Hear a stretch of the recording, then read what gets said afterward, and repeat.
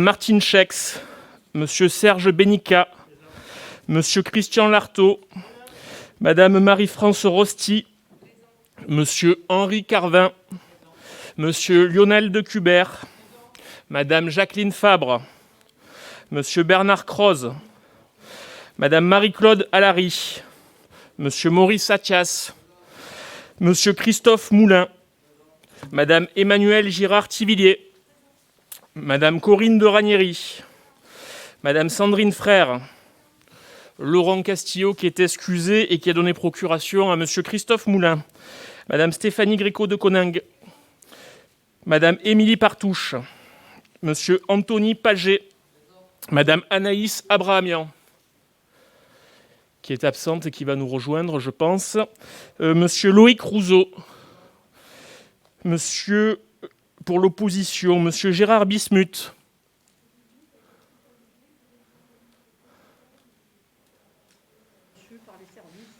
d'accord, ok, merci, Monsieur Jean Naïa, qui a donné procuration, Robineau. Donc procuration à Madame Robineau, Madame Robineau-Chélan, Madame Aurélie Trichot-Pirani, Madame Francine Larocca, Monsieur Laurent Jacobelli. Merci d'avoir répondu à l'appel de votre nom. Donc nous nous retrouvons pour le 5e conseil municipal de cette mandature, un conseil municipal spécial en raison de la nouvelle période de confinement que nous connaissons depuis le 30 octobre dernier. Un conseil municipal qui aurait dû avoir lieu le 5 novembre, mais que nous avons dû décaler pour mieux se conformer à la réalité du moment, pour mettre en place des mesures spéciales liées à cette période de confinement et au Covid-19 et des dispositifs d'aide pour nos commerces de proximité dont vous savez qu'ils se retrouvent face à de grandes difficultés. Un conseil municipal qui se réunit exceptionnellement sans public pour se conformer au protocole sanitaire en vigueur. Sachez que nous avions envisagé de réunir ce conseil municipal par visioconférence, mais cela n'a pas été rendu possible par la loi prolongeant l'état d'urgence sanitaire. Comme pour les 4 conseils municipaux précédents, il est diffusé en direct et restera disponible sur le site de la municipalité. Ça me paraît d'autant plus indispensable aujourd'hui, car ça nous permet de faire vivre la démocratie locale en se conformant aux impératifs liés à la crise sanitaire, en évitant le rassemblement. Je remercie tous ceux qui suivent nos débats en direct depuis chez eux. Vous l'avez certainement remarqué, pour faire face à cette nouvelle période de confinement, qui restera en vigueur à minima jusqu'au 1er décembre prochain, en ce moment même, le Premier ministre Jean Castex mène des annonces à Paris et j'ai demandé à ce qu'on puisse me tenir informé en direct de ce qu'il est susceptible d'annoncer. Nous avons souhaité réagir rapidement à travers une série de mesures. Dès le 29 octobre dernier, soit à la veille de l'entrée dans ce 2e confinement, j'ai souhaité installer une cellule municipale de crise pour mobiliser toutes les équipes afin d'apporter les réponses et l'accompagnement le plus adapté possible à l'ensemble des Alaudiens. Il s'agit d'assister au mieux prioritairement les publics les plus fragiles, de mettre en place des protocoles sanitaires renforcés partout où c'est nécessaire, à commencer par nos écoles, nos centres aérés, ou encore de répondre autant que possible aux multiples problématiques du quotidien. Ainsi, nous avons notamment mis en place un accueil téléphonique dédié, dont le numéro s'affiche à l'écran pour ceux qui nous suivent en direct, qui est le 04 91 10 49 70, ainsi qu'une adresse mail covid19@allo.com qui permet de répertorier et de répondre au mieux à chacune des demandes qui peuvent concerner la municipalité. Je vais vous faire la lecture de quelques-unes des mesures que nous avons mises en place collectivement depuis l'annonce de cette nouvelle période de confinement, une liste qui n'est non exhaustive, mais qui vous permettra de vous rendre compte de l'effort municipal qui est porté pour répondre au mieux à cette situation. Déjà, en ce qui concerne l'éducation et la petite enfance, afin d'accueillir tous les enfants, nous sommes en capacité de mobiliser jusqu'à 23 agents municipaux en renfort dans chacun de nos groupes scolaires pour répondre au mieux à la situation. Nous avons renforcé les moyens matériels qui leur sont dédiés, que ce soit les produits d'entretien et tous les produits qui peuvent leur être utiles en cette période. Et nous avons procédé, avec Stéphanie Gréco de Coningue, à la distribution de 4000 masques lavables à destination des enfants, spécialement adaptés, parce que vous savez que de l'âge de 6 ans, donc du CP jusqu'au CM2, ils sont tenus par le protocole sanitaire national à porter un masque en cours. On a été tous interpellés par cette décision, mais elle s'applique à l'échelle de la France entière et nous faisons le maximum pour que ça se déroule au mieux en lien avec nos enseignants, les directeurs d'école, les ATSEM et tout le personnel municipal qui est mobilisé dans chacun des groupes scolaires. Nous avons renforcé le nettoyage des classes et des zones de contact et facilité la mise en place des protocoles sanitaires renforcés et de ce qu'on appelle les groupes de classe, notamment sur les temps de cantine scolaire. Nous avons également décidé de maintenir et de faciliter l'accès pour la garderie du matin, vous savez, qui commence dès 7h30, et la garderie du soir, qui est désormais en vigueur jusqu'à 18h30, pour faciliter autant que possible la vie des parents.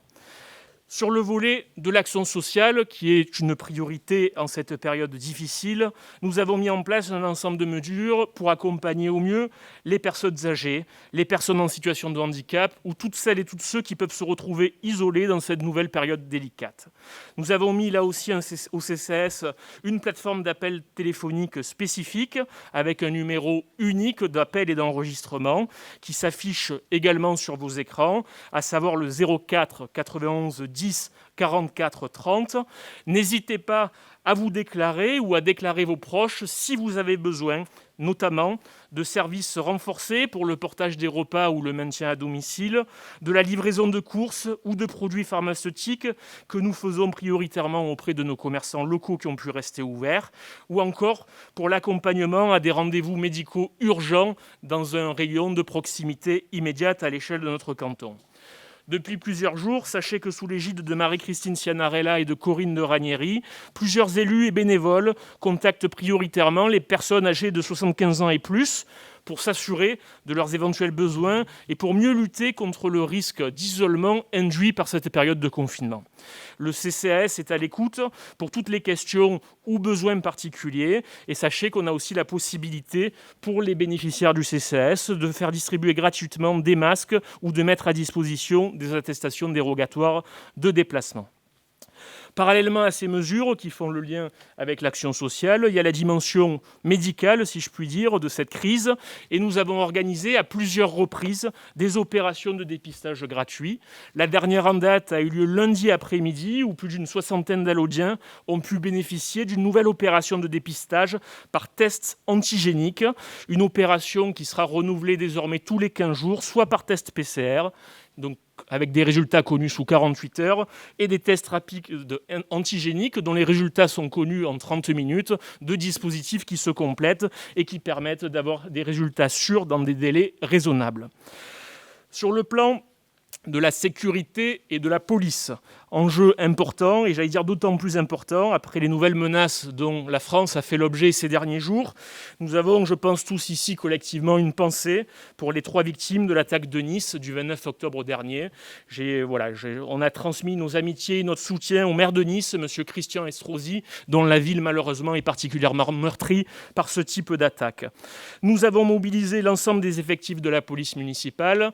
Vous savez qu'une campagne de recrutement est en cours, donc nous avons de nouveaux agents qui arrivent chaque mois et nous les remercions pour l'investissement qui est le leur au quotidien pour assurer les missions qui leur incombent dans un contexte qui est tout sauf évident.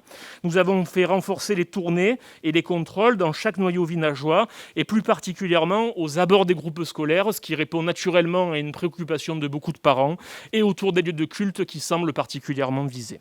Nous avons aussi maintenu le dispositif qu'on avait réussi à mettre en place cet été, à savoir l'extension des horaires d'intervention la nuit et le week-end, en lien étroit avec l'adjoint à la sécurité, M. Patrick Minéo. Concernant l'organisation des services municipaux, Tout est mis en œuvre pour maintenir la continuité du service public communal, avec un plan de continuité d'activité et le développement du télétravail partout où c'est possible. Nous avons maintenu l'ouverture des guichets ouverts à la population en adaptant les horaires et en développant si possible les prises de rendez-vous. Vous avez tous les détails sur le site de la municipalité, à savoir le www.allo.com. Nous nous sommes assurés du maintien des services métropolitains. Donc aujourd'hui, ils fonctionnent à peu près normalement, à savoir pour le ramassage des ordures ménagères, des encombrants, etc. Et je profite de ce conseil municipal pour remercier l'ensemble des agents municipaux pour leur formidable mobilisation dans le cadre de ce second confinement. C'est important de pouvoir compter sur eux et de rendre tous les services qui sont susceptibles d'apporter à la population. Par ailleurs, pour se conformer à la situation et aux mesures qui s'appliquent à nous, nous avons été contraints, comme vous le savez, d'annuler tous les événements publics du mois de novembre. Nous avons hier célébré les commémorations du 11 novembre dans un comité restreint, conformément au protocole en vigueur. Nous avons annulé à grand regret le marché de Noël qui était programmé les 12 et 13 décembre prochains. Et nous vous présenterons, dans le cadre de ce conseil municipal, des initiatives pour tenter de compenser au mieux cette annulation qui constitue un véritable crève-cœur. Nous avons décidé à ce stade de maintenir la traditionnelle descente des bergers le 24 décembre prochain et nous essaierons, si le protocole sanitaire le permet, même si le public est limité, de la faire retransmettre en direct de manière à ce que les gens qui sont seuls ou qui ne peuvent que rester chez eux puissent suivre ces moments importants de fête et de tradition provençale. Un des autres grands enjeux, et je ne serai pas beaucoup plus long, après je laisserai la parole aux membres du conseil municipal, concerne bien entendu le soutien que méritent nos commerces de proximité. Je souhaite revenir sur la question des arrêtés municipaux qui ont été pris fin octobre par certains maires. J'ai fait le choix, en conscience, de ne pas m'inscrire dans cette démarche. Plus que jamais, je suis persuadé qu'en cette période difficile, il est nécessaire de faire preuve de responsabilité pour ne pas rajouter de la confusion à la confusion. Aussi, il ne me paraissait pas opportun de pousser les commerçants à enfreindre la loi à leurs propres dépens en prenant des arrêtés illégaux contre ceux du préfet. Ce n'est pas pour autant qu'il ne faut pas agir pour venir en aide à nos commerçants de proximité. C'est pourquoi j'ai notamment saisi le préfet de région pour lui faire part de l'incompréhension que suscitent les mesures de fermeture qui visent certains petits commerces d'Allo, comme c'est le cas malheureusement dans toutes les communes de France. Ainsi, il me paraît absolument nécessaire d'étudier au plus vite la réouverture des commerces de proximité avec un protocole sanitaire renforcé permettant de préserver la santé à la fois des commerçants et de leurs clients. Il me paraît aussi indispensable d'adapter les règles au plus près des territoires avec un pilotage commerce par commerce en fonction du risque sanitaire.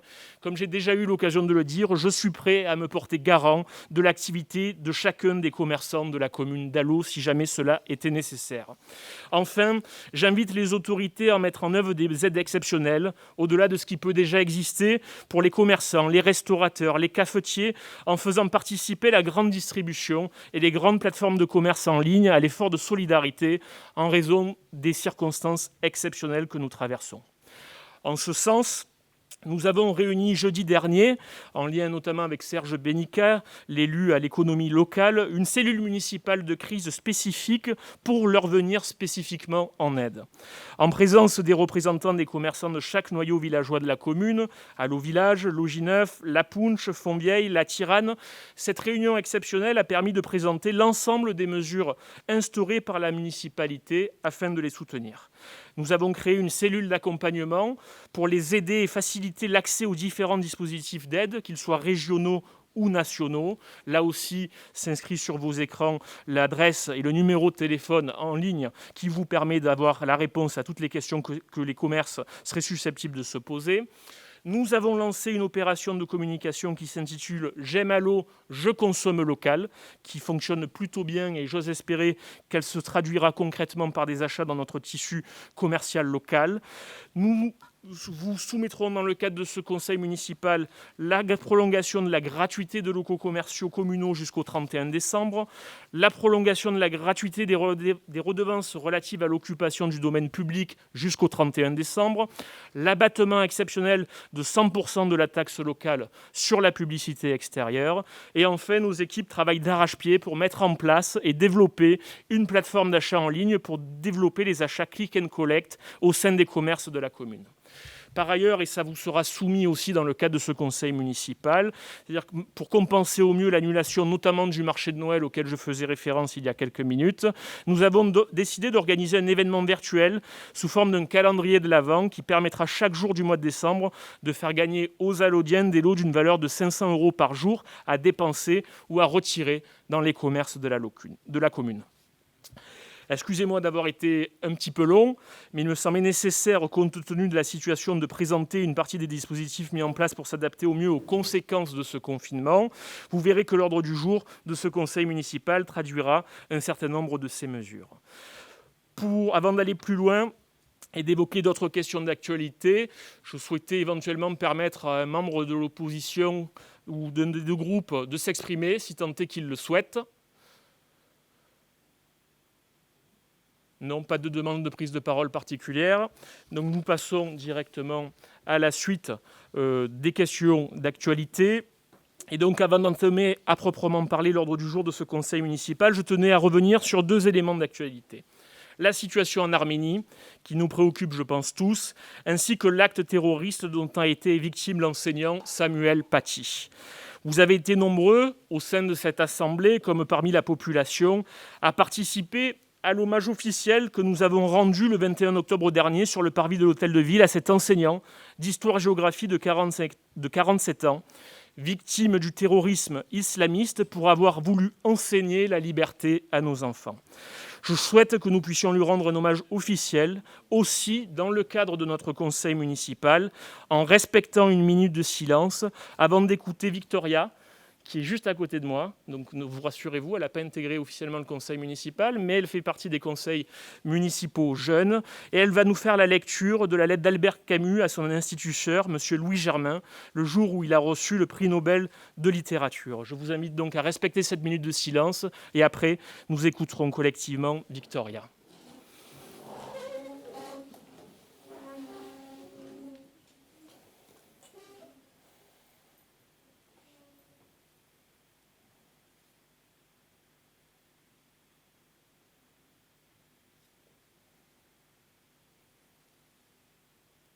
Cher monsieur Germain, j'ai laissé s'éteindre un peu le bruit qui m'a entouré tous ces jours-ci, avant de venir vous parler un peu de tout mon cœur. On vient de me faire un bien trop grand honneur, que je n'ai ni recherché ni sollicité. Mais quand j'ai appris la nouvelle, ma première pensée, après ma mère, a été pour vous. Sans vous, sans cette main affectueuse que vous avez tendue au petit enfant pauvre que j'étais, sans cet renseignement et votre exemple, rien de tout cela ne serait arrivé. Je ne fais pas un monde de cette sorte d'honneur, mais celui-là est du moins une occasion pour vous dire ce que vous avez été et êtes toujours pour moi, pour vous assurer que vos efforts, votre travail et le cœur généreux que vous y mettiez sont toujours vivants chez un de vos petits écoliers qui, malgré l'âge, n'a pas cessé d'être votre reconnaissant élève. Je vous embrasse de toutes mes forces. Albert Camus. Merci Victoria.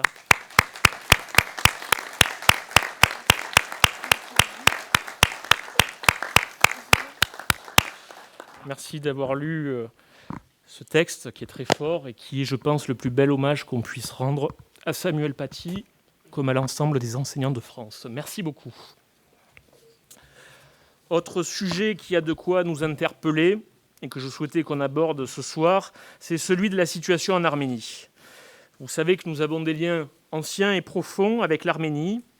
Mon prédécesseur, M. Roland Povinelli, avait instauré un jumelage. Et aujourd'hui, je pense que nous ne pouvons pas rester silencieux par rapport à ce qui se passe sur place. Aussi, je demande à notre Assemblée de se positionner sur un projet de résolution que je vais vous lire en espérant un soutien le plus massif possible de notre Assemblée. Ce texte vous a été communiqué par mail dès hier, de manière à ce que vous ayez pu en prendre connaissance suffisamment en amont avant ce conseil municipal. C'est une résolution de soutien au processus de paix en Arménie. La ville d'Alo et l'Arménie sont liées depuis le 27 septembre 2005 par une convention de jumelage avec la ville d'Armavir. Un lien indéfectible qui nous permet régulièrement de réaffirmer notre volonté de coopérer dans le cadre des relations historiques d'amitié de nos deux pays. La communauté arménienne de notre commune, marquée par son histoire et investie notamment au sein de l'association Azad, est un symbole d'intégration et d'ouverture au monde. Le conseil municipal d'Alo tient à réaffirmer son attachement sans faille aux principes et idéaux de liberté, de démocratie et d'égalité inscrits au sein des textes fondateurs du droit international et relatifs aux droits de l'homme. Le 27 septembre au matin, l'Azerbaïdjan est entré en guerre contre les Arméniens au Haut-Karabakh, où des villes et des populations ont été prises pour cible. Ce territoire, berceau de la civilisation arménienne et dont la population fut de manière ininterrompue au cours de l'histoire composée essentiellement d'Arméniens, a dû faire face à des affrontements d'une extraordinaire violence ces dernières semaines.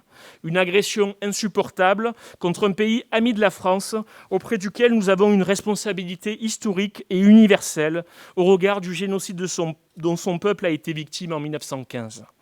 L'exclusion et l'isolement du peuple du Haut-Karabakh nuisent à l'exercice de ses droits fondamentaux et sont contraires à cet esprit d'égalité, de liberté et de coopération. Un accord de cessez-le-feu dans le Haut-Karabakh a été signé dans la nuit du 9 au 10 novembre 2020 entre l'Arménie et l'Azerbaïdjan avec la médiation de la Russie. Ce territoire enclavé, de la taille équivalente à un département français, a été rogné de moitié. C'est le prix de ce cessez-le-feu et d'une génération de jeunes soldats sacrifiés. Loin de faire l'unanimité, il appelle à la prudence et ne constitue pas encore un accord de paix. Il reste du devoir de l'ensemble de la communauté internationale et des États liés intimement et historiquement à cette région de s'assurer de la protection de ses habitants.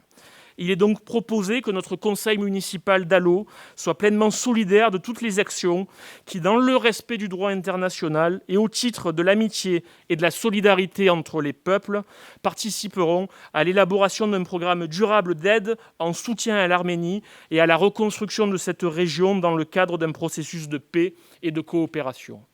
Bien entendu, avant qu'on procède au vote, je veux ajouter que nous sommes prêts et disponibles à monter une opération de solidarité en faveur du peuple arménien, dès lors que la logistique et les associations nous donneront leur feu vert pour recueillir ce dont ils ont le plus besoin là-bas, à savoir, je pense, en l'état actuel des choses, notamment de médicaments. Voilà la lecture de cette charte. Est-ce qu'elle appelle une prise de parole de l'un d'entre vous ? Oui, Madame Robineau. Bien évidemment, notre groupe va soutenir cette résolution. Les Arméniens, ce sont nos frères, nos sœurs. On est très attachés à ce pays, à ces personnes qui ont depuis longtemps souffert dans leur chair par la perte de personnes très, très proches. Nous allons bien sûr soutenir cette résolution, mais sincèrement, depuis quelque temps, j'en ai assez des hommages, des paroles, des résolutions, des vœux, des motions. Je crois que c'est important de le faire, mais à notre niveau, c'est vrai qu'il y a des interventions à un plus haut niveau, même au niveau des médias. J'ai été étonnée pendant une période, il y avait un silence assourdissant sur ce qui se passait en Azerbaïdjan, dans le Haut-Karabakh, avec des civils qui ont été tués. Et je crois que là, il est temps que nos dirigeants, que ce soit même au niveau de l'Europe, puissent réagir fermement par rapport à des situations telles que ce que nous venons de vivre, avec des personnes complètement anéanties. Donc voilà, nous soutiendrons bien sûr cette résolution pour nos amis les Arméniens et pour éviter que des personnes soient tuées comme dans ces conditions. Merci. Merci. Est-ce que le groupe RN souhaite prendre la parole ? Oui, Monsieur Jacobelli, on vous écoute. Très rapidement, Monsieur le maire, mes chers amis, mes chers collègues, évidemment, le groupe Rassemblement National souscrit complètement à ce texte pour deux raisons. D'abord, par solidarité avec les Alaudiennes et les Alaudiens d'origine arménienne. que nous citons souvent en exemple, car tout en faisant partie intégrante et totale de la communauté, tout en étant un exemple d'intégration complet, ils savent, plutôt que de garder pour eux leur culture comme une exception, la partager avec nous tous, leur culture d'origine. Et c'est, je crois, un bel exemple. Et c'est l'occasion de leur dire que nous y sommes tous très sensibles et que nous sommes tous très heureux de les côtoyer, de partager avec eux ces moments. Et que c'est la moindre des choses que d'être solidaire avec eux dans ces moments pénibles qu'ils traversent. La deuxième chose, c'est que nous souscrivons largement aussi parce que nous devons dire stop. Alors, ce n'est pas à notre niveau que ça se gère, bien sûr, à la volonté expansionniste de M. Erdogan, sa volonté islamiste, il faut le dire, qui malheureusement sur place, là-bas, a beaucoup joué dans son aide dans les attaquants de l'enclave du Haut-Karabakh, et qui joue sur la politique, sur la scène internationale, un jeu extrêmement dangereux qui met en danger non seulement sur place là-bas les Arméniens, mais ici en France un certain nombre de Français. Donc pour ces deux raisons, nous souscrivons totalement à ce texte que nous signerons avec vous. Merci pour vos interventions. Je vais donc soumettre ce projet de résolution de soutien du processus de paix en Arménie aux voix. Qui est pour ? Qui est contre ? Qui s'abstient ? Ce projet de résolution de soutien est donc adopté à l'unanimité avec Martin Schex, qui est l'élu au jumelage. Nous vous en remercions. Nous allons passer à l'ordre du jour de ce conseil municipal. Et donc, j'ai déjà procédé à l'appel nominal des élus. Je déclare donc la séance ouverte et je vous propose la désignation de M. Loïc Rouzot, benjamin de notre Assemblée, pour occuper les fonctions de secrétaire de séance, conformément à l'article L. 2121-15 du Code général des collectivités territoriales. Qui est pour ? Qui est contre ? Qui s'abstient ? La délibération est adoptée. Nous allons procéder au vote sur l'approbation du procès-verbal de la séance du conseil municipal précédent qui a eu lieu le 24 septembre dernier.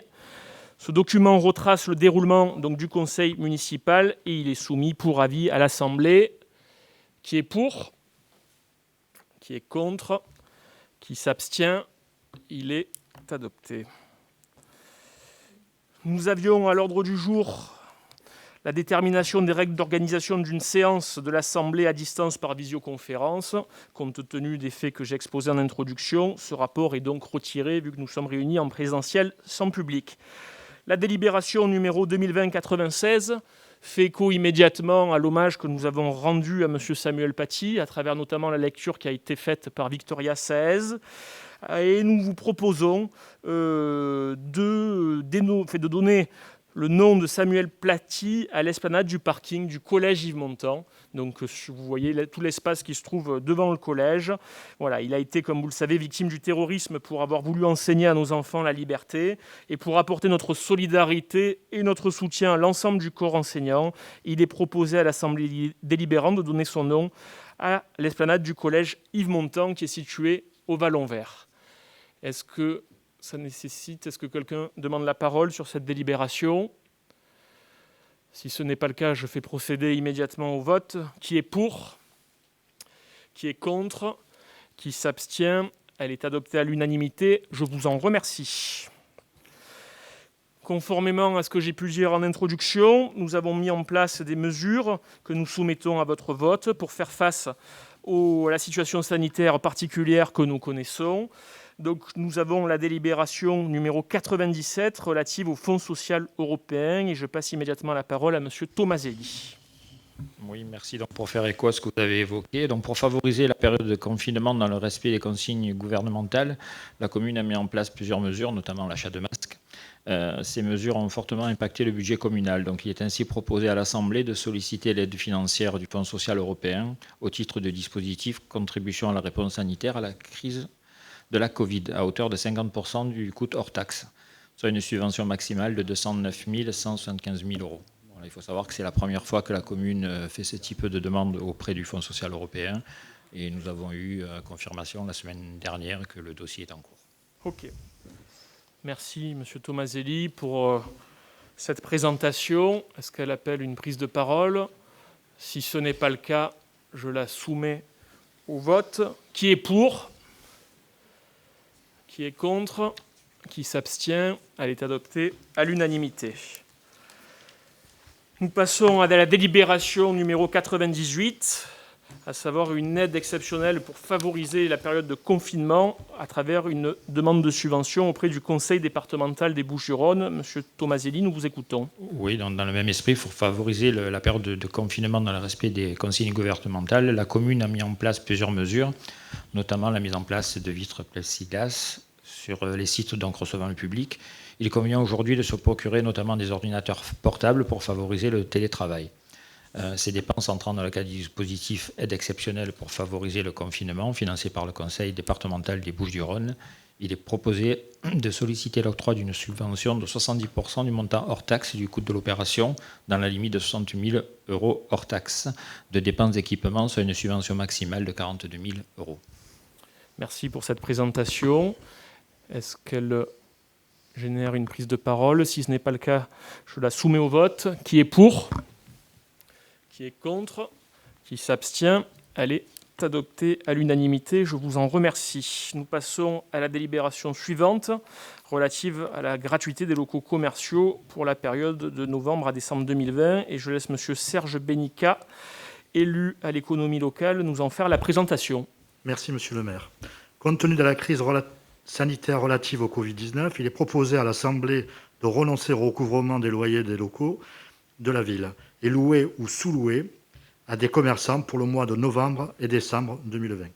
C'est un dispositif que nous avions déjà mis en place pour la première période de confinement et que nous renouvelons au-delà même de la période qui est aujourd'hui concernée par cette nouvelle mesure de confinement qui court jusqu'au 1er décembre. Et nous préférons anticiper une éventuelle prolongation jusqu'à la mi-décembre. Donc nous avons pris cette mesure jusqu'à la fin de l'année. Est-ce qu'elle génère une prise de parole? Si ce n'est pas le cas, je la soumets au vote. Qui est pour? Qui est contre? Qui s'abstient? Elle est adoptée à l'unanimité. Je vous en remercie. Nous passons à la délibération numéro 100, à savoir la gratuité des redevances relatives à l'occupation du domaine public pour la même période, à savoir novembre à décembre 2020. Monsieur Bénica, nous vous écoutons. Merci, Monsieur le maire. Compte tenu de la crise sanitaire relative au Covid-19, il est proposé à l'Assemblée de renoncer aux redevances relatives à l'occupation du domaine public pour des activités commerciales pour le mois de novembre-décembre 2020. Merci pour cette présentation. Est-ce qu'elle génère une prise de parole? Si ce n'est pas le cas, nous procédons immédiatement au vote. Qui est pour? Qui est contre? Qui s'abstient? Elle est adoptée à l'unanimité. Je vous en remercie. Nous passons à la délibération numéro 101 qui concerne l'organisation du concours des illuminations de Noël. Vous savez qu'on va essayer de compenser au mieux l'annulation d'une partie des fêtes, comme j'ai eu l'occasion de le dire en introduction de ce conseil municipal. Et pour nous faire la présentation de ce rapport, je passe immédiatement la parole à M. Anthony Paget. Oui, je vous remercie, Monsieur le maire. Donc, par le présent rapport, il est proposé à l'Assemblée d'autoriser la ville à organiser un concours des illuminations de Noël et de voter le règlement. Les inscriptions au concours auraient lieu la dernière semaine de novembre et la première semaine de décembre. Le passage du jury pour la prise de photographies et films s'effectuerait la deuxième semaine de décembre.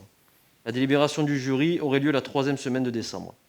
3 catégories seraient en compétition. La première catégorie, villa et jardin. La deuxième catégorie, appartement-balcon. Et la troisième catégorie, commerce. Il est proposé de récompenser les 3 premiers de chaque catégorie. Merci pour cette présentation. Est-ce qu'elle génère une demande de prise de parole? Monsieur Jacobelli, on vous écoute. Oui, monsieur le maire, juste une idée. Nous avons parlé précédemment du soutien que nous voulions apporter aux commerçants de notre commune. C'est, je pense, une volonté qui nous anime tous. Nous voudrions proposer que les cadeaux, plutôt que d'être des box, vous savez, cadeaux achetés comme on peut en offrir par exemple à sa famille à Noël, ce soit des bons d'achat à dépenser dans des commerces de la commune. Ça représenterait un bon cadeau pour les gens et ça permettrait, dans une certaine mesure, bien sûr, ça ne réglera pas tous les problèmes, mais à nos commerces du village de travailler, ce qui pourrait être un deal gagnant-gagnant. Voilà notre proposition. Oui, merci. Ça rejoint exactement la délibération 103 que nous allons évoquer tout à l'heure. Effectivement, non, mais c'est très complémentaire. Et vous avez raison de le souligner, de manière à ce qu'on puisse, en ces périodes particulièrement difficiles pour notre tissu de petits commerces, à ce qu'ils puissent bénéficier même de cette manne, même si elle reste modeste. Mais donc, vous avez raison de le souligner, de manière à ce que nous puissions y veiller dans le cadre de ce concours des illuminations de Noël. Si vous êtes d'accord, je soumets au vote cette délibération. Qui est pour ? Qui est contre ? Qui s'abstient ? Elle est adoptée à l'unanimité. Je vous en remercie. Autre mesure qui concerne les festivités de fin d'année, c'est la délibération numéro 102 qui concerne la fourniture de sapins de Noël au commerce de la commune. Et je passe la parole à monsieur Serge Bénica qui va nous en présenter le rapport. Merci, monsieur le maire. Dans une volonté de valorisation des noyaux villageois, la commune souhaite participer à la décoration de la rue commerçante et doter de chaque commerce d'un sapin. Il est donc proposé à l'Assemblée d'autoriser monsieur le maire ou son représentant à signer une convention pour la fourniture du sapin de Noël au commerce de la commune pour le 2020. Merci, monsieur Bénica. L'objet de cette convention, c'est de mettre à disposition donc, un sapin par commerce. Et les commerçants signent une convention et donc en l'échange de ce sapin, ils s'engagent à décorer leur commerce, ce qui fait un enjeu gagnant-gagnant pour qu'on ait un esprit de fête qui soit le plus développé possible à l'échelle de la commune pour, comme je vous l'ai dit, compenser au mieux l'annulation d'une partie des festivités. Est-ce que cette délibération fait l'objet d'une demande de prise de parole ? Si ce n'est pas le cas, je la soumets au vote. Qui est pour ? Qui est contre ? Qui s'abstient ? Cette délibération est adoptée à l'unanimité. Je vous en remercie. Nous passons donc à la délibération 103 à laquelle je faisais référence, qui concerne l'organisation d'un concours de Noël intitulé Allô Fête Noël, qui sera mené donc prioritairement au bénéfice de nos commerçants. Et je laisse monsieur Serge Bénica faire la présentation du rapport. Merci, monsieur le maire. Face à cette crise sanitaire, nous avons souhaité malgré tout de maintenir le lien fort avec les Allodiens et leur proposer de vivre la magie de Noël d'une manière différente. Du 1er décembre au 24 décembre 2020, une fenêtre du calendrier de l'Avent sera ouverte sur la page Facebook Allo officiel de la commune. Il nous permettra aux participants de remporter chaque jour des cadeaux d'une valeur totale de 500 € maximale. Pour le lot du 25 décembre, pour permettre de toucher un plus grand large public, les Allodiens pourront déposer du 1er au 25 décembre dans une urne prévue à cet effet auprès de leurs commerçants un bulletin de participation. Il sera ainsi proposé à l'Assemblée d'autoriser l'organisation d'un tirage au sort sur la page Facebook Allo officiel et d'adopter le règlement du concours. Merci pour cette présentation. Donc vous avez bien compris, l'idée c'est de répartir chaque jour l'équivalent de 500 € à dépenser dans nos commerces sous forme de lots ou de bons d'achat. Et nous mettrons donc chaque jour du mois de décembre, entre le 1er et le 25 décembre, une série de lots en espérant que les Allodiens y participent nombreux et qu'ils puissent donc dépenser cette somme quotidiennement dans nos commerces. Est-ce que cette délibération fait l'objet d'une demande de prise de parole ? Oui, monsieur Jacobelli, on vous écoute. Très rapide. Utiliser les réseaux sociaux est une bonne idée, parce que c'est à peu près tout ce qui nous reste. Et je vais lancer une piste, mais je n'ai pas encore la grande idée. Je sais que beaucoup de nos anciens ont moins l'accès à ces réseaux sociaux, et je ne voudrais pas qu'ils soient écartés, on va dire, de cette période de fête, si jamais on ne peut pas la célébrer autrement. Donc je lance ça à la cantonade, mais si on pouvait réfléchir à quelque chose de peut-être un peu ciblé et d'un peu plus présentiel, comme on dit, et d'un peu moins virtuel, ce serait peut-être une idée. Voilà, parce que je sais que à peu près 30% en général, en moyenne, de la population ne consulte pas les réseaux sociaux. Oui, c'était juste une remarque, mais sur le principe, ok, bien sûr. Tout à fait, c'est une réflexion, effectivement, qui a animé et qui nous a fait nous interroger au sein même de la majorité. Donc c'est vrai que, vu la situation et les difficultés à se déplacer, on n'a même pas l'assurance que l'ensemble des commerces puisse être ouvert sur l'ensemble du mois de décembre. Donc malheureusement, le seul outil qui reste le plus accessible, ce sont ceux des réseaux sociaux et de la page Facebook de la commune. Et justement, pour compenser effectivement tous ces Allodiens qui n'auraient pas accès à ce réseau social. C'est pour ça que le lot du 25 décembre fera l'objet d'une participation physique à travers un bulletin de participation qui sera récupéré justement dans le réseau de nos commerçants pour qu'ils puissent y participer. Alors s'ils ne peuvent pas y participer du 1er au 24, ils pourront toujours y participer pour le gros lot, entre guillemets, du 25 décembre. Donc on a essayé effectivement de penser à ce public-là. Est-ce que quelqu'un d'autre souhaite prendre la parole sur cette délibération ? Si ce n'est pas le cas... D'accord. Vous avez la délibération modifiée sur la table. Monsieur Henri Carvin, vous souhaitiez prendre la parole? Ça ne marche pas. Voilà, ça marche. Je voulais savoir si cette page elle était ouverte qu'aux habitants d'Allo. Non, elle est ouverte plus largement, bien entendu, mais on incite avant tout aux Allodiens d'y participer, sachant que c'est le public cible et qu'à peu près sur cette page, on a 80% d'habitants de la population qui y sont abonnés. Bien, merci. Donc je soumets aux voix cette délibération qui est pour, qui est contre, qui s'abstient. Elle est adoptée à l'unanimité. Nous passons au volet financier de ce conseil municipal avec la délibération numéro 104 qui concerne les subventions aux associations. Et à ce titre-là, je passe la parole à M. Anthony Paget pour nous en présenter le rapport. Oui, merci Monsieur le maire. Donc, dans une précédente délibération du 22 juillet 2020, le conseil municipal décidait une première répartition des subventions aux associations d'un montant de 136 470 €. Depuis, de nouveaux dossiers de demande de subvention ont été reçus. Il est donc proposé à l'Assemblée d'autoriser une deuxième répartition pour un montant de 17 450 €. Merci. Vous avez le détail donc dans le rapport qui est remis à chacun des conseillers municipaux de la répartition de ces subventions. Donc cela concerne à la fois l'APO des Val-Flory, le comité des fêtes, l'entraide, l'école des jeunes sapeurs-pompiers d'Allo, des associations diverses, des sociétés de chasse, la société historique Allo Plan de Cuques, les comités de jumelage. Et donc comme vous l'a dit M. Anthony Paget, ces attributions représentent un montant de 17 450 €. Est-ce que cette délibération fait l'objet d'une demande d'intervention? Si ce n'est pas le cas, je la soumets aux voix. Qui est pour? Qui est contre? Qui s'abstient? La délibération est adoptée. Nous passons à la délibération suivante, à savoir la numéro 105, qui est relative à la désignation de représentants du conseil municipal au sein de la commission locale d'évaluation des charges transférées de la métropole. Et je laisse l'adjoint aux finances, à savoir M. Tomaselli, en présenter le rapport. Par délibération du 31 juillet 2020, le Conseil de la métropole a instauré une commission locale d'évaluation des charges transférées, dont le rôle est d'examiner le chiffrage des charges liées à des transferts de compétences, tels que prévus par le Code général des impôts. Au sein de cette commission, la commune d'Allo sera représentée par un délégué titulaire et un délégué suppléant. Il est donc proposé à l'Assemblée de désigner ses représentants. Merci d'avoir présenté ce rapport. Alors les deux représentants désignés donc, sont M. Jean Tomaselli, adjoint aux finances en titulaire, et M. Maurice Attias en suppléant, sachant que Maurice Attias a la délégation relative à l'antenne de la métropole. Est-ce que cette délibération fait l'objet d'une demande d'intervention? Si ce n'est pas le cas, je la soumets immédiatement au vote. Qui est pour? Qui est contre? Qui s'abstient? La délibération est adoptée. Je vous en remercie.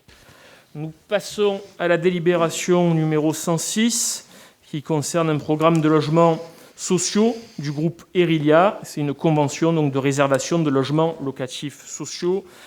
Le rapport aurait dû être présenté par M. Sabatier. Des terrains étaient non viabilisés et des familles se sont retrouvées avec des appartements aux nombreuses malfaçons. Donc le choix du prestataire, du partenaire, laissait déjà un petit peu à désirer, ce qui est embêtant quand on voit qu'il s'agit de plus de 400 000 € payés par les impôts des Allodiennes et des Allodiens. Deuxièmement, je note qu'un tiers des logements représente la subvention. C'est-à-dire que pour un tiers des logements, la commune d'Allo aura son mot à dire. Aurait son mot à dire, d'ailleurs, si je lis bien le texte, ce n'est pas une affirmation, mais une hypothèse. J'espère que c'est une information. Ce qui veut dire que les deux tiers ne seront pas décidés par nous. Or, la question se pose. Qui va occuper les 40 logements restants? Quelle population va arriver dans notre village? Vous savez comme moi que la construction de logements sociaux aux abords des métropoles sert principalement à délocaliser des populations issues de ces métropoles, issues souvent de quartiers difficiles, communautarisés, à fort taux de délinquance. Il n'est pas question pour nous de laisser importer à Allo les quartiers nord ou d'autres quartiers d'ailleurs, de Marseille ou de quelconque autre ville. Cette question de savoir qui va s'installer chez nous est important parce qu'à l'Aude, nous y sommes, soit originaires, soit installés plus récemment, parce qu'on aime son art de vivre, c'est d'ailleurs son slogan, parce qu'on aime le fait que cette ville, ce village, soit relativement épargné par les maux de notre société moderne, la délinquance, le communautarisme, l'atteinte à l'autorité de l'État. Il va falloir continuer à garantir la société des Alaudiens, à protéger notre mode de vie au moment où l'on constate partout en France que plus aucune commune n'est à l'abri, soit d'incivilité dans le meilleur des cas, soit d'émeutes dans le pire des cas. Il n'est pas question ici de faire un amalgame étrange qui dirait que tous les logements sociaux sont délivrés, quand ils ne sont pas délivrés à des gens de la commune, à des gens pouvant mal agir. Loin de nous cette idée. En revanche, il est vrai qu'on peut remarquer que l'attribution de logements sociaux, en permettant l'arrivée de nouvelles populations dont nous n'avons pas la maîtrise, est souvent, pour de nombreuses villes, malheureusement, une pente descendante vers plus de délinquance, plus d'incivilité et parfois pire. Nous vous demandons donc, monsieur le maire, chers amis du conseil municipal, de revoir fermement cette politique, d'abord pour préserver la sécurité des Alaudiens, pour préserver notre identité et pour préserver notre art de vivre. On le voit, nous mettons beaucoup d'entrain à faire vivre nos traditions. En ce moment, c'est compliqué, mais pour autant, nous le faisons. Il faut que nos traditions et nos valeurs soient respectées au moment où, partout en France, un certain nombre de ces principes sont remis à mal. Certains de nos amis alaudiens me faisaient remarquer récemment que de plus en plus, des signes ostentatoires, il faut le dire, d'un islam revendicatif, et notamment reniant l'égalité homme-femme à travers le voile, sont visibles au sein même de notre ville. Nous vous demandons donc de revoir cette politique. Une fois encore, le logement social, oui, mais pour les Alaudiens. Merci. Merci. Est-ce qu'il y a une autre demande d'intervention à ce sujet? Pas d'autres demandes d'intervention, donc je vais vous répondre directement, M. Jacobelli. La demande de logement social a explosé ces derniers mois. Et elle concerne avant tout un public d'Alaudiens. Nous avons quasiment, c'est pas Marie-Christine Cianarella qui me démentira, quasiment 1300 demandes de logements sociaux en attente. 1300. Et ça ne concerne pas que des Alaudiens, mais c'est le cas à peu près pour les 3/4 d'entre eux. Il s'agit avant tout d'Alaudiens qui ont un besoin, qu'on prenne en compte cette dimension sociale, et à plus forte raison dans les circonstances que nous connaissons, avec une dimension sociale qu'il faut prendre en compte, car la crise que nous traversons fragilise et isole un certain nombre d'entre nous, et il est hors de question de laisser, autant que de possible, un Alaudien sur le bord du chemin.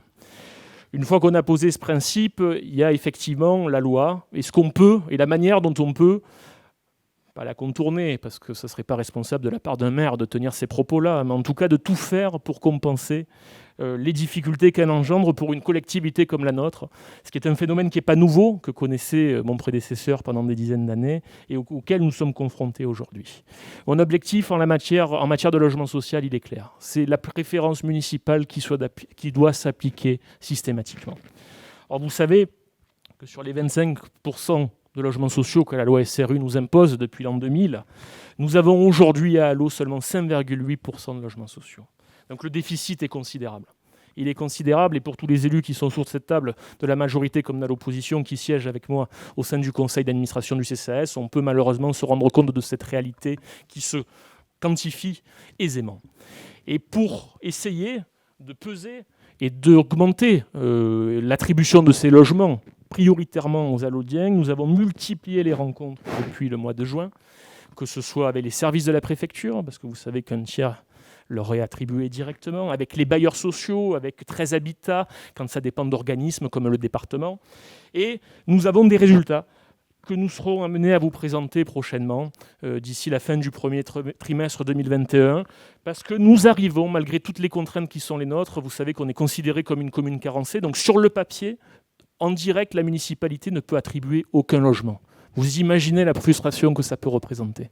Et c'est pas pour autant qu'on n'a pas pris ce sujet à bras le corps, on s'est retroussé les manches dès les premiers jours de notre mandat pour parvenir à permettre à ce que ce soit des allodiens qui bénéficient prioritairement de ces logements. Et que ce soit avec les différents bailleurs sociaux, quelle que soit la zone programmatique, effectivement, de la commune, nous avons réussi aujourd'hui quasiment à placer et avoir un succès sur 90% des dossiers présentés. Voilà. C'est un combat colossal. Vous n'imaginez pas les nombres d'heures qu'il faut passer, constituer les dossiers, les défendre, solliciter le bailleur, solliciter la préfecture, faire le lien avec les personnes. Et des fois, vous vous rendez compte, on arrive au processus, on obtient l'attribution de logement, la personne visite le logement, elle dit non, je ne veux pas, j'aurais préféré qu'il y ait un balcon. Voilà. Ça fait partie malheureusement des choses auxquelles nous sommes confrontés. Et pour autant, nous continuons à mener ce travail-là qui est colossal et je veux remercier tous les agents du CCAS qui sont beaucoup mobilisés autour de Marie-Christine Cianarella et de Corinne de Ranieri pour mener ce combat, sachant que les effectifs sont relativement limités. Après, à l'eau, nous avons la chance d'avoir un tissu de logements sociaux très bien intégré. Moi, pour avoir grandi à Pied-d'Autry, il y a toujours eu des immeubles de ce qu'on appelait l'OPAC à Pied-d'Autry. On n'a jamais fait la différence entre les allodiens qui étaient dans ces logements sociaux et ceux qui ne l'étaient pas. Et je veux qu'on puisse conserver ça à l'échelle d'Allo dans le cadre d'une mixité sociale bien pensée, bien coordonnée. Et les programmes que nous vous soumettons aujourd'hui au vote, je peux vous le garantir, rentrent dans ce cadre-là. Déjà, pour 2 d'entre eux, il s'agit d'entériner une situation qui est déjà existante. Donc là, on se conforme à la loi et on fait rentrer ces logements sociaux dans le calcul officiel lié au compte qu'on doit rendre régulièrement à la préfecture. Et enfin, il y a ce programme qui est déjà lancé, comme je vous le disais, au GONAG, et qui verra le jour, si tout va bien, d'ici un an et demi, ce qui nous permettra de mettre à disposition des allodiens dans le cadre d'un accord que nous avons avec le bailleur social que vous mentionnez, pour que ces 31 logements soient réservés prioritairement à des allodiens. Ça sera aussi le cas pour des programmes qui ne sont pas mentionnés dans ce rapport, mais qui seront livrés d'ici la fin du premier trimestre 2021. C'est le programme notamment du chemin des Aubaniens que vous pouvez voir. C'est la nouvelle zone, la chemin des Aubaniens, où vous avez l'antenne du département, la cuisine centrale. Vous aurez bientôt le centre de secours des pompiers et ces nouveaux logements sociaux. Voilà donc la philosophie qui est la nôtre. Voilà le combat que nous menons pour servir prioritairement les allodiens et faire en sorte que ces logements sociaux s'inscrivent et soient réservés prioritairement à des allodiens qui sont attachés à nos traditions et à nos valeurs quant au vivre ensemble. Voilà la réponse que je souhaitais vous apporter ce soir. Est-ce qu'il y a une autre demande de prise de parole ? Si ce n'est pas le cas, je vais faire procéder au vote sur cette délibération. Qui est pour ? Qui est contre ? Qui s'abstient ? La délibération est adoptée. Je vous en remercie. Nous allons passer au volet suivant qui concerne les ressources humaines. Vous savez, comme on l'a dit en introduction, que les agents municipaux sont particulièrement sollicités dans cette période. Et je passe immédiatement la parole à Madame Mizrahi pour nous présenter la délibération numéro 107 relative à la prime de fin d'année qui peut être octroyée au personnel municipal. Je vous remercie, Monsieur le maire. Il est proposé à l'Assemblée d'attribuer au personnel municipal titulaire et stagiaire de la commune une prime de fin d'année d'un montant de 1 100 € pour un agent exerçant ses fonctions à temps complet. Cette prime sera versée avec les salaires du mois de novembre 2020. Merci pour cette présentation. Est-ce que, oui, Madame Robineau, vous demandez la parole ? Oui, mes chers collègues, bien évidemment, notre groupe est très favorable à cette prime de Noël qui est donnée depuis de nombreuses années pour récompenser, comme vous l'avez dit, le travail du personnel municipal.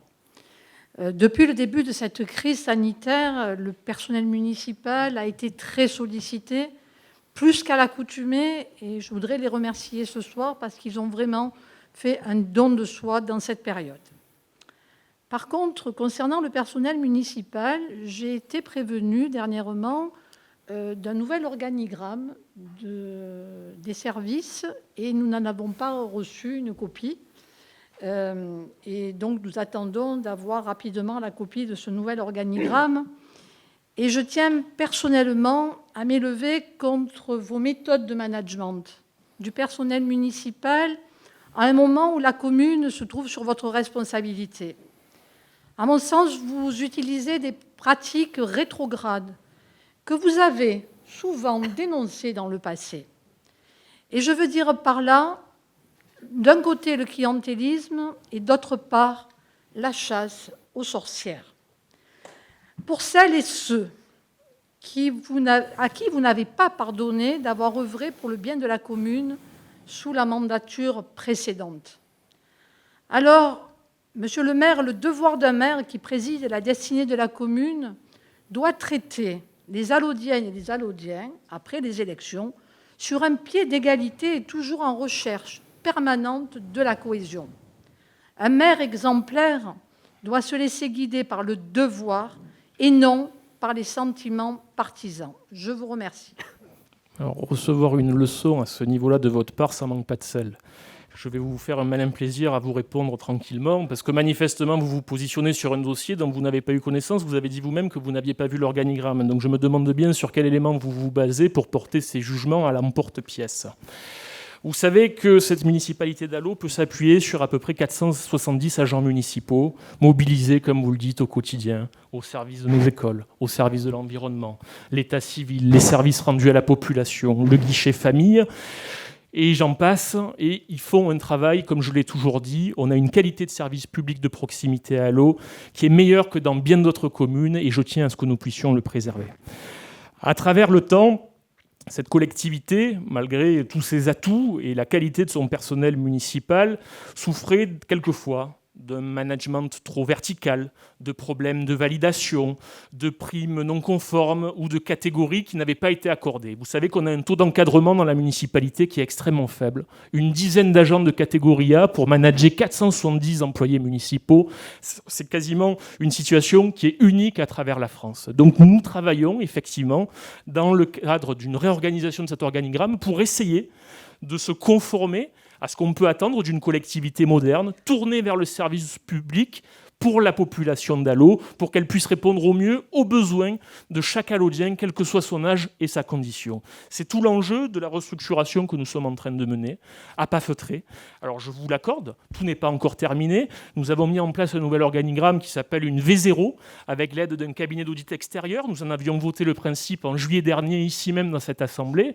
Et donc, aujourd'hui, nous travaillons à l'améliorer pour que dans le cadre de la version 1, qui sera la version définitive que nous serons menés à vous présenter d'ici le premier trimestre 2021, nous puissions régler toutes ces situations délicates pour que la collectivité soit encore plus efficace que précédemment. Nous voulons un management qui soit plus horizontal, une prise de décision qui puisse être plus rapide. C'est pour ça aussi, et c'est d'autant plus important à mon sens, dans cette période de crise où nous avons besoin d'avoir une réactivité plus grande qu'à l'accoutumée. Et c'est pour appliquer tous ces principes que je m'investis avec l'ensemble de l'équipe municipale et Joëlle Mizrahi qui est à mes côtés, qui est la première adjointe chargée de ces questions-là, du personnel. Je peux vous dire, elle a passé des heures à écouter les agents. Elle est allée, peut-être pas encore tous vus, mais quasiment, des heures à se rendre dans les services, à aller voir quels sont les besoins, quelles sont les attentes, ce qu'on peut faire pour améliorer chacun d'eux. C'est une écoute, je peux vous le garantir, qui n'avait pas eu lieu depuis bien des années à Allauch. Et effectivement, forcément, il y a des agents qui ne seront peut-être pas en adéquation totale avec ce qu'on veut faire, mais moi, rien ne m'empêchera de mener à bien cette mission. Nous y employons avec Joëlle, comme je vous le disais, comme avec le comité technique, les représentants syndicaux. Et pour me donner plus de poids et pour réussir cette transformation, je me suis investi aussi à titre personnel au sein du centre de gestion du département des Bouches-du-Rhône. Et j'en suis aujourd'hui un des membres du conseil d'administration. Et je siégerai personnellement dans les comités paritaires pour les catégories A. Parce que ça me paraît important, on a un tel déficit à l'échelle communale qu'il faut s'y investir parce que c'est pas normal qu'ils soient si peu nombreux alors qu'il y a tant de ressources dans cette collectivité. Voilà le sens qu'on donne à cette réforme de l'organigramme que je serai amené à vous présenter plus en détail d'ici au premier trimestre. Sur ce, s'il n'y a pas d'autres prises de parole, je vous propose qu'on puisse voter cette délibération qui était relative donc à l'attribution d'une prime de fin d'année de 1 100 € pour les agents titulaires et stagiaires. Qui est pour ? Qui est contre ? Qui s'abstient ? Elle est adoptée à l'unanimité. Nous passons à la délibération numéro 108, qui concerne donc un complément de rémunération accordé au personnel non titulaire. Et je laisse Madame Mizrahi faire la présentation de ce rapport. Alors, il est proposé à l'Assemblée d'autoriser l'attribution d'un complément de rémunération au personnel municipal non titulaire de la commune d'Allauch en poste au 1er novembre 2020. Le montant brut de cette rémunération complémentaire est fixé à 1 100 € pour un agent exerçant ses fonctions à temps complet, calculées et attribuées au prorata des mois de présence et de la durée du temps de travail de chaque agent.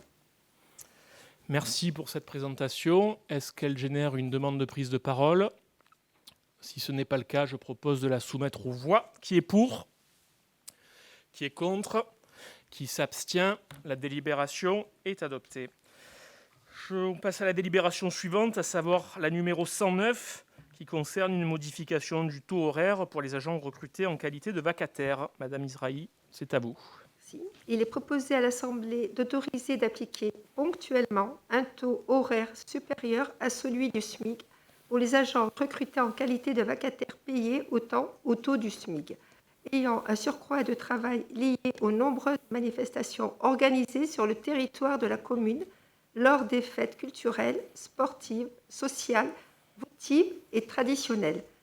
Ainsi, les vacations effectuées au cours du mois d'octobre 2020 seraient rémunérées à hauteur de 13 € brut de l'heure sur la paie du mois de novembre 2020.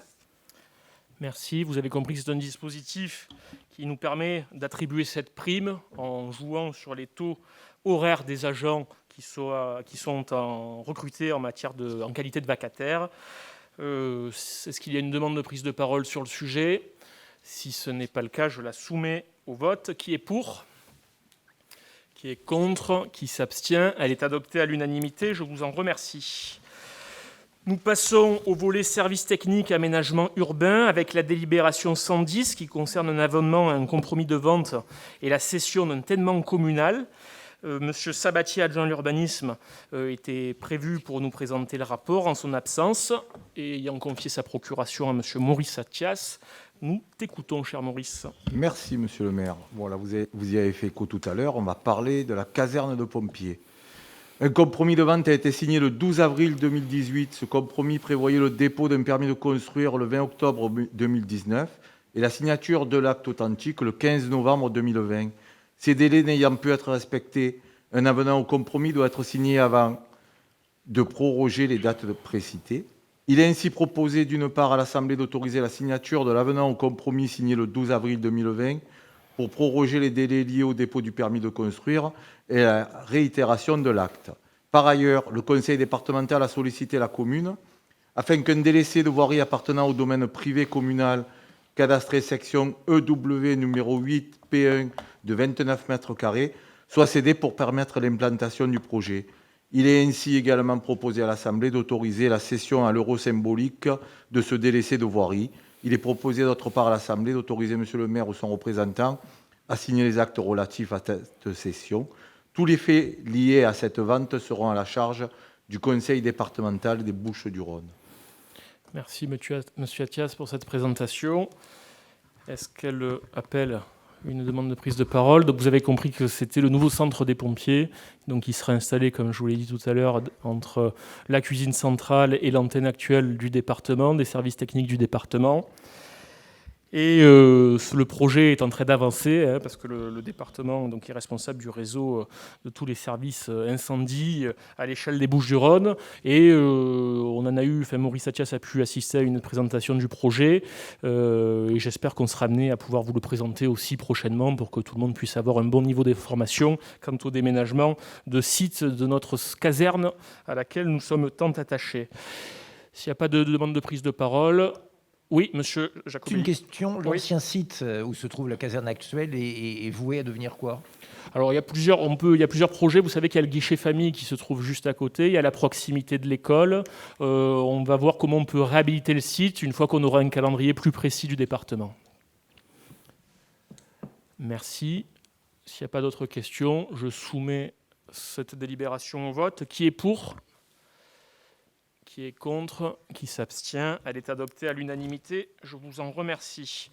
Nous passons au rapport numéro 111 concernant la campagne de ravalement des façades. Et Maurice Attias nous en présente le rapport. Oui, il est proposé à l'Assemblée d'autoriser le versement de l'aide financière communale au ravalement des façades d'immeubles au 3 bis rue des Michel et 24-26 rue Notre-Dame pour un montant de 4 949,28 € divisé en 4 copropriétaires. Merci pour cette présentation. Est-ce qu'elle appelle une demande d'intervention?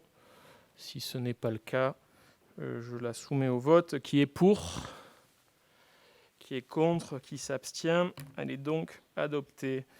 Je fais un petit aparté concernant ce volet avant de passer aux affaires culturelles. Je suis souvent sollicité par des Allodiens au sujet des 2 projets de construction qui sont en cours et qui concernent les surfaces commerciales. La première se trouve au niveau du rond-point du jet d'eau, en face du Carrefour Market. La seconde est en face du chemin de la Craie, sur ce qu'on appelle Champ Vert, traditionnellement, du côté de Fontvieille. Donc pour que toute la population en soit informée, ce sont 2 projets qui avaient été entérinés par l'équipe municipale précédente et sur laquelle nous allons voir comment on peut aménager au mieux ces surfaces commerciales dont les permis de construire ont déjà été entérinés. Donc nous ne pouvons pas revenir sur ces projets. Par contre, nous avons une petite marge de négociation sur les enseignes qui y seront installées. Vous le savez, ça avait fait notamment l'objet d'un débat dans le cadre de la dernière campagne municipale sur le terrain du Champ Vert, donc qui se trouve à Fontvieille. C'était là où était prévue l'installation d'un Lidl. J'avais pris l'engagement ferme, plein et entier à ce que ce Lidl ne soit jamais construit sur ce terrain-là. C'est un engagement, je peux vous le dire aujourd'hui, qui sera respecté. Le Lidl ne se fera pas à Fontvieille. Néanmoins, c'est une surface commerciale qui reste à aménager. Et donc, je rencontrerai dans ces prochaines semaines, d'ici la fin du mois de novembre, les 2 pilotes de ces opérations, les aménageurs, ceux qui en ont la responsabilité, de manière à ce qu'on puisse avoir des enseignes qui puissent rendre un service de proximité à la population allodienne et qui rendent, si possible, le moins possible en concurrence avec le tissu commercial existant pour ne pas porter préjudice à un tissu de petits commerces qui, malheureusement, est déjà suffisamment en difficulté. Nous ferons ça en totale transparence. Donc, dès que je les aurai rencontrés, nous mettrons en place une procédure, un protocole en lien direct avec eux pour en informer la population sur le calendrier, sur la nature des espaces à aménager, sur les enseignes qui y sont programmées, de manière à ce que l'information soit la plus transparente possible pour l'ensemble de la population. J'ai fini cet aparté. Comme convenu, nous pouvons passer donc au volet lié aux affaires culturelles avec la délibération numéro 112 qui concerne la demande... Oui, pardon, Madame Robineau. Oui, juste reprendre par rapport à vos propos, puisque vous affirmez que le Lidl était prévu, ce qui est totalement faux. Au dernier conseil municipal où le maire a siégé, Roland Povinelli, vous étiez là, et il a dit « le Lidl n'est pas du tout prévu ». Je me suis renseignée, je suis allée au service de l'urbanisme et il n'avait jamais été prévu un Lidl. Alors la campagne est passée, revenez sur la vérité. Pas de Lidl à cet endroit, uniquement des locaux commerciaux. Écoutez, vous êtes très mal renseignée, Madame Robineau, parce que je peux vous le faire confirmer à la fois par l'aménageur, Monsieur Sportich, ainsi que par le groupe Lidl, qui a demandé plusieurs fois à me rencontrer, ce que j'ai refusé jusqu'à présent, mais je les rencontrerai pour leur dire qu'on ne veut pas de leur installation sur la commune. Donc je vous le ferai certifier à double titre, comme ça vous arrêterez de polémiquer pour rien. Merci. Nous passons au volet affaires culturelles, avec la délibération numéro 112 concernant une demande de licence d'entrepreneur de spectacle vivant auprès de la DRAC, avec la désignation donc du détenteur de la licence. Je laisse Madame Jacqueline Fabre, élue à la culture, nous en présenter le rapport. Merci, Monsieur le maire. Alors, il est proposé à l'Assemblée d'approuver la demande de renouvellement des licences, qui sont au nombre de 3, d'entrepreneurs des spectacles vivants à établir auprès de la Direction régionale des affaires culturelles. À ce titre, il est proposé de désigner Madame Tiffaine Boyaval, directrice de la vie culturelle, économique, affaires juridiques, comme titulaire des licences d'entrepreneurs au nom de la ville et délègue la gestion sécuritaire dans le cadre de la gestion de la licence 1 à Madame Béatrice Aurélia, responsable du service de la culture, qui effectuera les demandes de renouvellement des licences au nom de la ville. Il est proposé d'autoriser Madame Tiffaine Boyaval, directrice de la vie culturelle, économique, affaires juridiques, à signer tout document afférent à cette demande. Merci pour cette présentation. Est-ce qu'elle appelle une demande de prise de parole? Si ce n'est pas le cas, nous procédons directement au vote. Qui est pour? Qui est contre? Qui s'abstient? Elle est adoptée à l'unanimité. Je vous en remercie. Nous passons au dernier volet de ce conseil municipal qui concerne la protection des collines et des animaux, avec 2 conventions de dépôt de ruches en forêt communale. Et je laisse Madame Lévy Faducci nous présenter les 2 rapports suivants.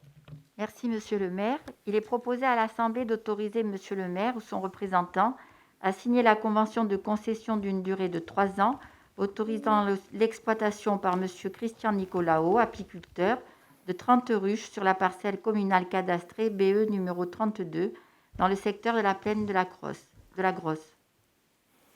Merci. Il s'agit donc de la délibération numéro 113 pour 30 ruches. Qui est pour? Qui est contre? Qui s'abstient? La délibération est adoptée à l'unanimité. Je vous en remercie. Je vous laisse présenter la délibération numéro 114. Alors, c'est la même délibération. Il est proposé à l'Assemblée d'autoriser Monsieur le maire ou son représentant à signer la convention de concession d'une durée de 3 ans, autorisant l'exploitation par Monsieur Olivier Gerbier, apiculteur, de 20 ruches sur la parcelle communale cadastrée BE numéro 138 dans le secteur de la plaine de la Grosse.